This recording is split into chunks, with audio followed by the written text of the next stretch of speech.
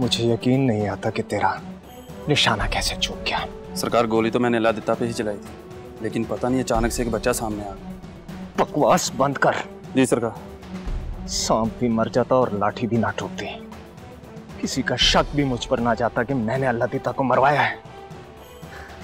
Case को मजहबी रंग देकर खत्म करवा देता। सारा बना बनाया खेल बिगाड़ दिया तूने। दबा जा मेरी नजरों से, दबा जा। रोशु, ये क्या हो गया आप लोगों की सोचों को? इस जदीद दौर में पुरानी सदियों की सोचें लिए बैठे हो।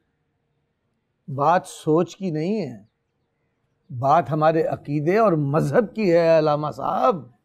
हाजी साहब, आज हमें भी कुछ समझाएं कि आपका अकीदा और मजहब क्या बताता है, ताकि हमारे इल्म में इजाफा हो जाए। देखिए अलामा साहब, उस लड़के वो अमर सिंह का हमारी महफिल में आकर नातें पढ़ना, ये लंगर तकसीम करना, हमारे मुसलमान भाइयों की मदद करना, ये सब गलत है।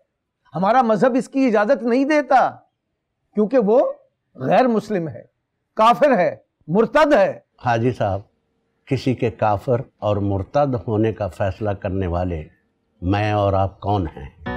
अमर सिंह अल्लाह का बंदा है, अल्लाह की मखलूक है।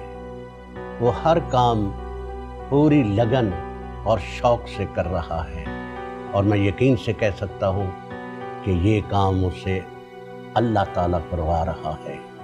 और इसके पीछे अल्लाह की मसलहत क्या है, ये ना मैं समझ सकता हूँ ना आप समझ सकते हैं। अब आप तो बात को तूल दे रहे हैं। बहरहाल मेरी आपसे यही दरख्वास्त है कि आप उसे समझा दें कि वो हमारी महफिलों में तो कम से कम ना आया करे। मैं ऐसे हरगिज नहीं करूँगा। वो ऐसी मजहबी बगावत और इंतशार के दौर में एक मिसाल है।